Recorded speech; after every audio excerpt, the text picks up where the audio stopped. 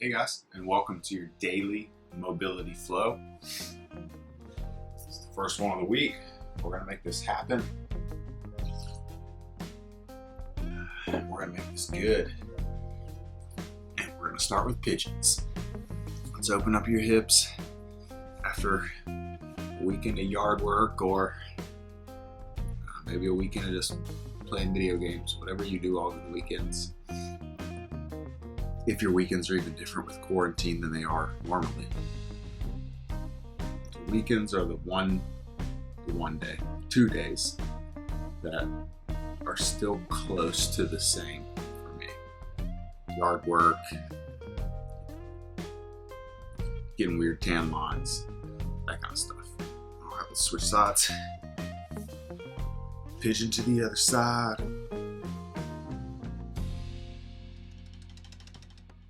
Start by opening up those hips. Just kind of a good all-around stretch day today. I think we all switch. We all need it.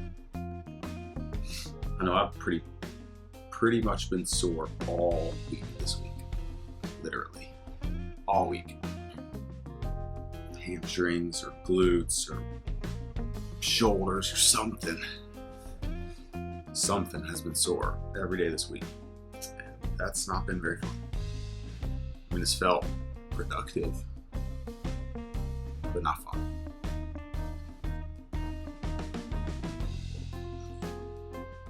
Big pop. Alright. Keep playing around that position. Don't get too stagnant in one place. You want to hunt for those different angles. I know I say that a lot, but I find myself forgetting, even as we do this, I'm just holding one position for the entire time. Then I go move into that, twist, rotate, fold over, and I find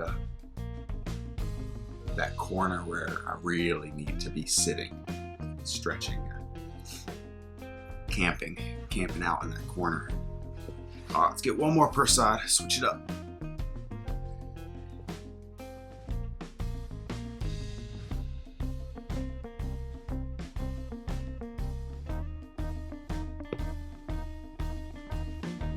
All right, last one.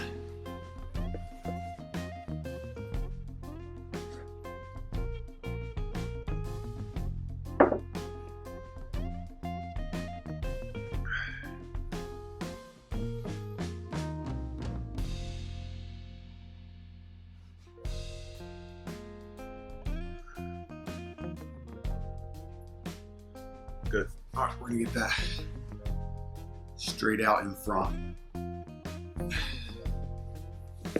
Stretch today. We're gonna notice one in a minute. This one, especially if you're really tight, you might really want to add some elevation under your hips. Sit on something, bring your hips up off the ground a little bit, or find a pillow, lap it.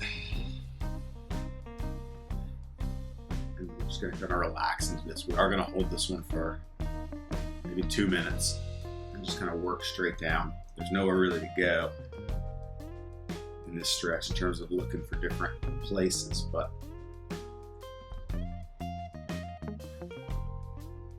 different corners. So we're just gonna sit here and relax for about 2 minutes. Pillow just gives me a way to relax my body weight into the stretch and not try to fight it. I wish I could lay over further. Sometimes I can, but not always at 8 o'clock in the morning. I have a little bit better. I should game this better. If I shot this at night, I would actually have a lot better flexibility just from waking up throughout the day and getting moving. Just gonna hit this. We're gonna alternate 2 rounds. Widen those feet. You can leave the pillow if you want. Widen it up, get that straddle, and let's get down. So it's going to be the second stretch of round 1, not including pigeons. We're just going to go back to closed legs, and then we're going to go back to open legs. Same thing here. First thing in the morning. This is nowhere near as good as, 4, 5, 6 o'clock at night.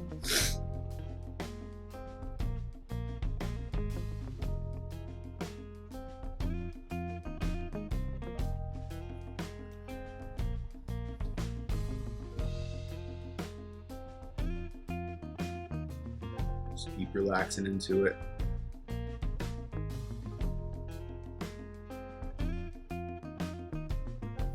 So yeah, the point of the pillow is just to be able to allow some of your body weight, your upper body weight, to just fold into it. But like I can't get to the ground, so I can't like relax as well. I'm more fighting this way. But when I add in that pillow, I can get a little bit of just kind of relaxing my body weight into that stretch. All right, let's go back to closed. Forward. Those bigger med balls work really well for this. So hug. And you get a little bit of weight on your thighs, which can be really useful. The way that this is not going to be a good diagram, but the way that your femur sits in your hip. This is my femur, let's call this my knee, going that way, my legs. When I add a little bit of weight, it pushes that femur down and back towards the back of the sock. It kind of seats that femur head in the back of the hip. And so in a lot of cases, you can get a little bit better stretch when you add a little bit of weight. It's called distraction. So you essentially distract the femur, you distract it to the back of the sock and kind of set it and then stretch. And because the hamstrings in this position are on that lower portion of the leg, if I distract and stretch, a lot of times I can get a little bit better stretch. I do that pretty often. If I'll do like a straight leg out in front type stretch, I'll stretch it one more time. Like if I were to stand up and prop my foot up on something and go to stretch my hamstrings, a lot of times I will add that forearm to the thigh. Now I'm sitting on the ground now, so adding the forearm doesn't do me a whole lot of good. But I'll add that forearm, press it down to kind of try to distract that femur a little bit. People also use bands for stuff like that. They'll wrap a band around a pole, put the band around a leg, and go out into a stretch. Maybe one day we'll get more advanced and start doing stuff like that when I know you guys have bands and PVC pipes and lacrosse balls and stuff at home and foam rollers. If you do have foam roller, PVC pipe, lacrosse ball, bands, just let me know, because there's a lot of more things we can do. Let's get that strat a little bit bigger. In our flows, that I'm just kind of taking a minimalist approach for now of stretching that we all need to do. Let's be honest. We all need it. I know I do. Shooting these videos is just as much for me as it is you guys, because it makes me stretch 5 times a week.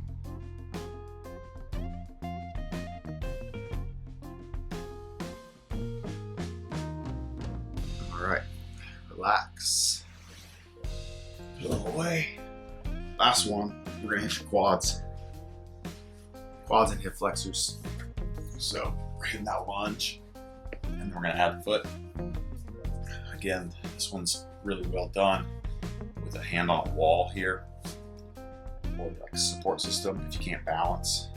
But also don't tightrope it, so my knee and my foot, let's turn this way, don't want to be here. See how that's in such a straight line?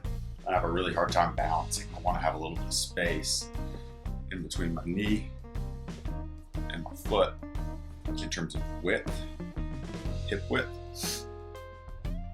That'll give me a little bit bigger area of base instead of tight roping it. Bigger area of base makes it easier to balance, but it's good for the wall because you can kind of lean into the wall and then add that pressure and just use your upper body to help you balance and kind of work back and forth, but we're gonna take that stretch away and then lean into it. Spend about a minute and a half on each side real quick. If a minute and a half is real quick, I guess it depends on what you're doing. Sometimes a minute and a half is real quick. Sometimes a minute and a half is real long.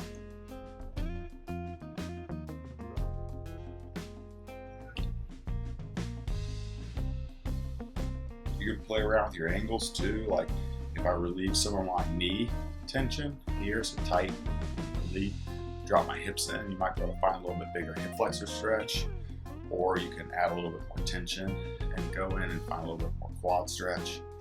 About 20 more seconds, and then we're going to switch sides.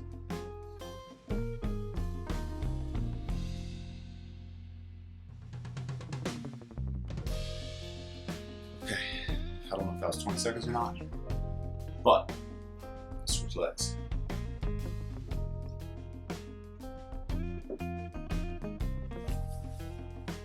Up.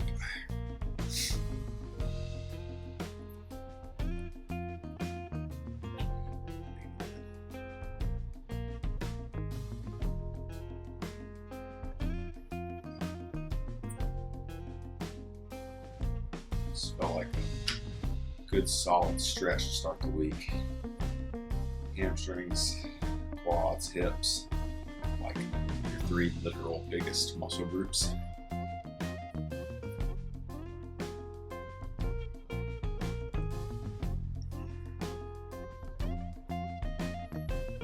Do a little bit more upper body tomorrow. If you come back, focus on the shoulders and the arms a little more. I definitely I prefer like conjugate style method of mobility, meaning that less total number of stretches on any one session, but more intention behind them. Not trying to stretch 8, 10, 12, 20 different things all in one stretching session. The way that we used to do when I was playing lacrosse. 20 more seconds. It's like 8 counts, 10 counts, 20 counts. Instead, taking a few things and really trying to make them better. And then the next day, not doing necessarily those same things again, but taking a few things and really trying to make them better. With the idea that in conjugate, they add up and you actually get more results as you do it. Let's relax. More results faster. It's not a bad way to approach things if it works, and it works. It's been working for me. Hope it's been working for you. Thanks for being here. I will see you guys for upper body tomorrow.